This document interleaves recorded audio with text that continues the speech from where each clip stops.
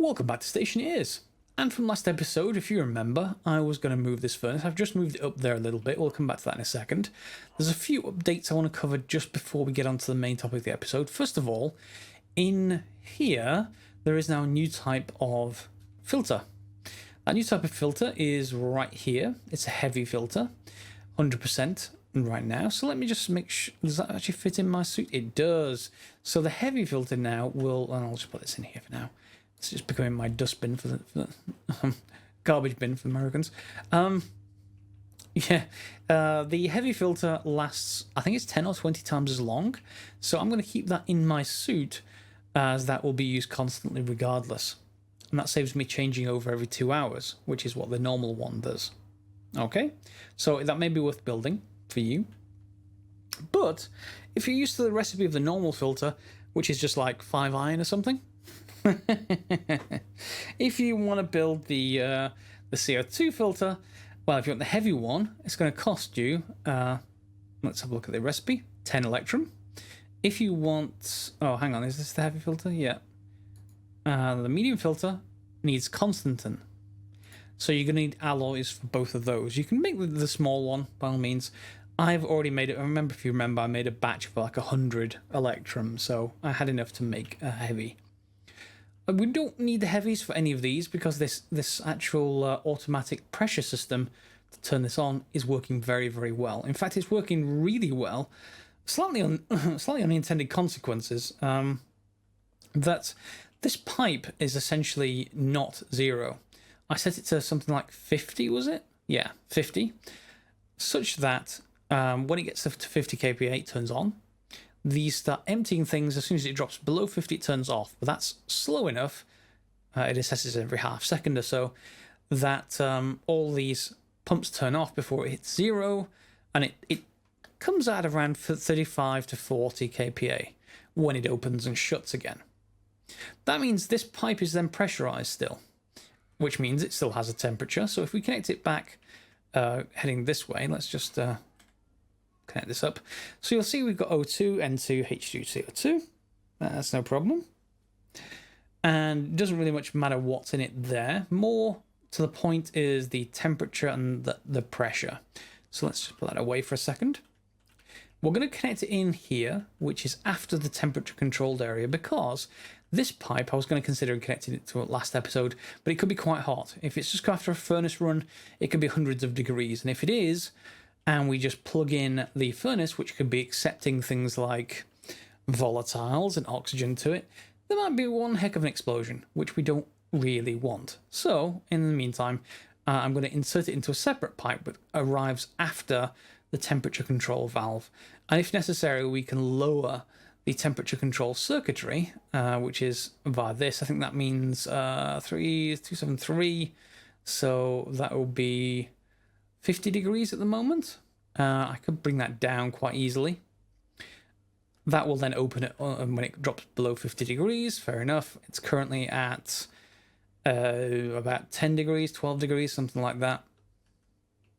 Celsius, that is. Sorry. I should use Kelvin because that's universal. But yeah, Celsius is easiest to me. 0 degrees Celsius is obviously the freezing point of water. Well, depending on various things, but let's not go there. So this separate pipe should serve us quite well. We can then... do I have some pipe? I thought I had some pipe. There's 6 pipe. Did I not make more? Yeah, okay. Let's... well, this is probably going to be slightly short, but we should be okay. Press V. Okay, and then we'll bring everything to here. There we go. This actually might do for one corner. And that is the output, so 2. And then, of course, there will be one more piece there for a T-junction once we get that done. Okay, so there's our output. And actually, we can do the T-junction now. We don't have to wait. Which means I just need to take that out. And then we'll grab this piece and then T-junction. Hopefully that's enough. Okay. No explosions. Good. It's a good sign. And then we should be able to read this from here. Yeah, there we go. So temperature is like 5 degrees Celsius, 278 Kelvin, and pressure is, as we expect, around 30 kilopascals, which of course is connected to this pipe. It's dropped a little bit because we've got some extra room in the pipe for all of the quantity of gas. Now, I did allude to this furnace changing last episode, but I just want to cover that again. If I put some stuff into here, let's say oxides, and when it gets to daytime, the daytime is going to, well, the sun, I should say, is going to heat up this furnace slowly. It's going to lag behind the current temperature. You see our current temperature is minus 40. But when it goes past 0 degrees C, if you just, I've not got any oxide to really put in here, but if you put oxide in here, it says it needs more than 273 Kelvin to actually, to melt the ore, whatever the ore is. Which will happen after sunrise. It takes maybe about quarter of the way through the day. This takes a little bit of lag time to catch up, but when it does, it goes over a certain amount and everything just is sublimated. So we don't necessarily need a chamber around here to heat up. Now, if we did build a chamber, it wouldn't be terribly hard. We'd build it just like this. So I probably will, because we shouldn't need all that much to maintain it. All that we're going to need to do is build an airtight chamber. We don't need all this fancy stuff with various tanks. We just need an airtight chamber that we fill with some gas that we heat up with something. And that just means enclosing this in so that it's all airtight and putting a wall heater of some kind. Because if I put a door here, or even on the side, we could just do something like, I don't know, drop some gas in there, shut the door, read the pressure off with a gas sensor or something like that, and then just heat it up. It wouldn't take all that much to actually pressurize the room. And pretty much once we've got all the chutes in and everything like that, we don't actually need to touch this furnace again. It should just automatically melt things because the sun, if we put some windows on or something, should keep that room quite nice and hot for us, which currently it is sometimes during the day and other times not. So why don't we do something that guarantees us to be able to put stuff in here. Okay, so first we're going to grab a sorter, and just because of the way I've got my layout down here, it seems reasonable just to rearrange this a little bit. We're going to move some stuff around. So I want to move this unloader back here a little bit. Let's just get rid of you. And you. In fact, we can put those in our backpack.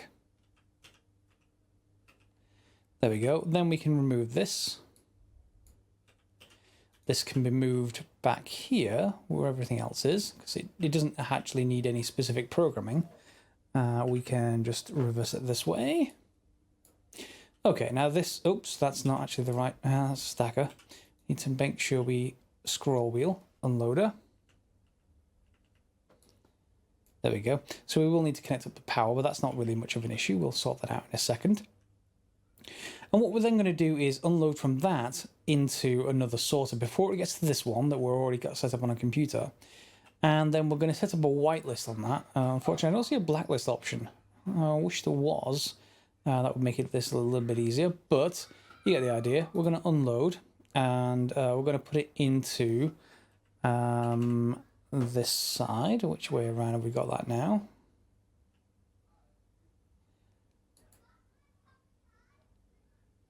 Why won't you is that just because of the cable? Probably is just because of the cable. I'm just going to need to reroute that around somewhere, probably around the back. Around the back of here and then back round. 1 second. There we go. That should now fit. So let's put that in. I'll need to connect up that. So let's just do that straight away, just so I don't forget about it. And we want a junction. There we go. And then we're going to need to rename this straight away. So let's just do it now. And let's call it, what should we call it? Let's say our Atmos sorter.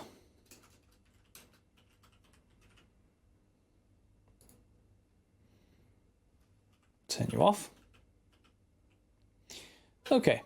So now I'm going to need, this is where the weird chute work is going to come in, unfortunately, because just the way this always works is that the stuff we specify is going to come out of this door. So we're going to send this up and around back of the lift, I think. Everything else is going to come out of this door, which means we're going to go around this and into there. So again, it needs a little bit more work. Just because of the placement of where my chute bin is, I could move it one further back. But that's still, I'd still need two to go around there. So yeah, that's not going to be particularly pretty, but you know, we can always think about it later if we need to. So what do we want? We want the chute work corner. You now do also place with V. I'm very, very happy about that. That's going to go straight up. And then let's just set this to straight. That might actually be... That might actually not have any clearance. If I put a chute corner there, will you have clearance? Well, looks like you will. And I can probably still walk underneath it. That's fine. This one is just going to go to a straight, then a corner. Oh, it's so much nicer with auto place. I can't describe how much nicer it is by comparison to previous. It's just one of those things. So much of a quality of life improvement. So yeah, there we go. And then we want straight corner. Yep, I'm out of chutes. Corner, there we go. And apologies if you can hear the kids playing in the background. It is a hot summer's day here in the UK. And that means we have to have our windows open because we don't have lots of air conditioning built into the houses. You have horribly noisy portable units, which would make it even worse on recordings. So yes, I do have one, but yeah, not good for you guys. So now we just need to set up this atmospheric sorter. And then we need to take these chutes upstairs. And that's going to need me to probably make quite a few more chutes. Let me skip forward and I'll just see if I can route this around somewhat. And we'll just head, you know, sort of this direction. You get the idea? There we go. See? That's just going to go around back and up that way. And here we are. We've got our chute running all the way from our sorter all the way over to here and then straight up towards the furnace. You can see it up there, just at the very top. And if we can just get this in place and sorted, that's the whole chute network connected. So this Atmos sorter we now can configure by this computer, and now we're going to set the whitelist up. Now we're going to need to set it for volatiles, oxides, and ice, essentially water. And there we go. There isn't a single ICES group like ores, unfortunately. That would make it much easier. And also you still got to go through the crazy long non-alphabetical list to actually find them. But once you do, water, volatiles, oxide, which means that now this first filter should filter them out once everything gets unloaded, should filter them out up and around that way. Everything else will go through this side, which goes into our regular sorting system for the regular processing, and that saves us doing it all the way back here. You could do it all the way back here as well. There's no problem doing that. You wouldn't have to rearrange your unloader then, but it just depends where your furnace is in, or your atmospheric furnace in relation to everything else. Mine just happens to be, you know, easier to get to this way. So this will work already for me. It shouldn't need anything more. Let me go and see if I can get a few bits and pieces of ore, and let's see whether this actually works. Let's just grab you, the mining belt, swap you over, and let's see if I can grab some oxides and demonstrate it, hopefully. Okay, here we go. I've got a bag with a stack and a bit of volatiles and a stack and a bit of oxides. Let's go and give these a try. I'm going to put them in here, pull the handle, and let's see whether they go all the way through to here. Let's see if the contents lights up. If not, then I've got something wrong somewhere. There it goes. There's our ice oxide. And is it going to do the volatiles? Yep, there's some volatiles. And that's coming in, and that's automatically being fed into our system. That pressure is building, but every time it goes above 50, it's opening the atmospheric system, which is turning the atmospheric system on, and getting rid of it all. So it's all should be going into our system. Now, I don't need to do anything more than that. On Mars, certainly will work like that. You'll see this is around noon. So just remember, though, that if it gets to... Remember, this shoot is quite long, so we can build up quite a storage system without actually enclosing this. But if you wanted to enclose it, you can. I shouldn't need to. Just remember to just put a door in, throw some oxide in there or some kind of thing that'll melt. In fact, oxide is going to be probably your best bet. Close the door and just turn on a heater. That I don't think you need to see me build one of those. Maybe if you really want to see it, sure, I'll put it up there. But again, I don't need it just because this whole chute system will hold a massive buffer of oxides and volatiles if we actually need them.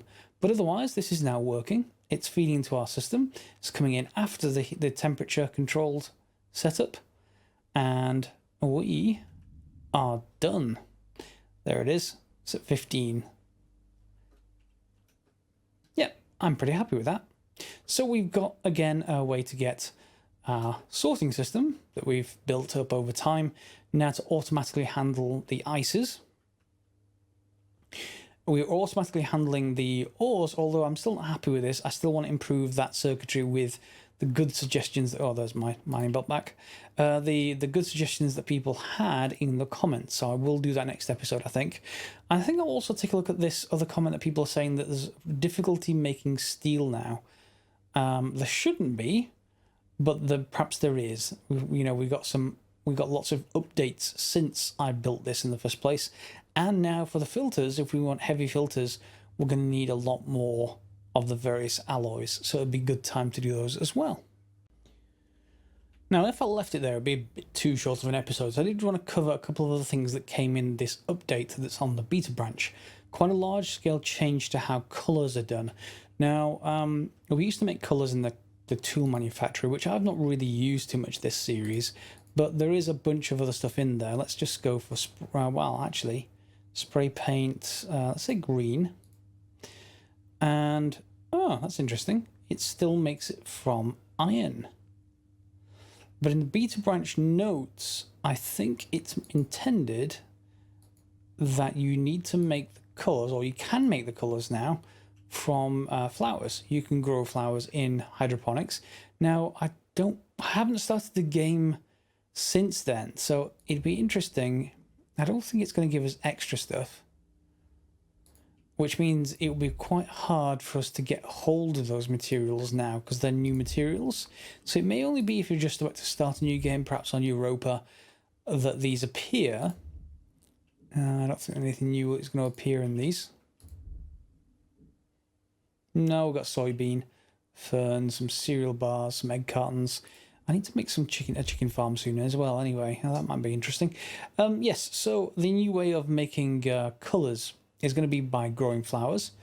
You can obviously make them inside your hydroponics bay, mixing them with soybean oil, which again we're going to make in our hydroponics bay, and then you apparently will be able to get colours, I think. At least that looks like that's what it's intended. I haven't been able to play around with it yet because obviously I can't find the details, but we'll see if they come about soon enough, and we'll have a play around with those once they come in.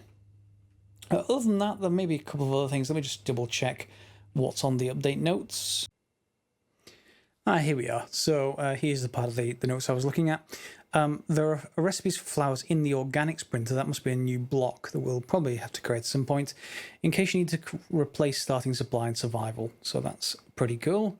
Let's just see where the other things, here they are. So if you're starting the game, instead of some road flares, or at least one set of the road flares, you're going to get an advanced airlock circuit board. Now, we haven't played with that one yet, but that is the thing that allows us to create an airlock between two atmospheres, rather than having to have two separate airlocks with a vacuum block in between. The medium-heavy variants of gas filters, paint mixer appliance. So again, that's a new appliance that we can create. Use colour dyes, which we can get from the flowers, and soy oil mixed together to make the various spray cans. However, at the moment, I can still make them for one iron in the tool manufactory, so maybe they haven't removed those yet. So it may be a good idea if you're watching this, maybe make a few spray cans if you want them. We'll see about that for that kind of thing. So that's good. There's nothing else too much other than the exploding mechanics, which we haven't had to experience, which is a good thing for now. And that's pretty much it. A lot more things just keep getting added to the auto rotate thing. That's pretty good all the way around. I love that feature. And otherwise, I think that's pretty much it. Just some localization changes. So other than that, we'll see you next episode, probably for some more of that furnace work, for just re-verifying that steel, maybe doing that extra circuitry just to remove all the jams possible from our automatic furnace setup. And then, well, we'll see what extra we can fit into that episode. Given that this one is quite a short one, I think I'll probably make the next one a little bit longer than normal, maybe 35, 40 minutes, something like that. But do let me know if you've got any comments to this one. I'm more than happy to hear any suggestions, or if anyone sees anything wrong with that with that setup that we've got going with the automated ice furnace. Do let me know. More than happy to hear your comments. Feel free to like, subscribe, share if you like the episode, and we'll see you next time for some more Stationeers. As always, guys, thanks for watching.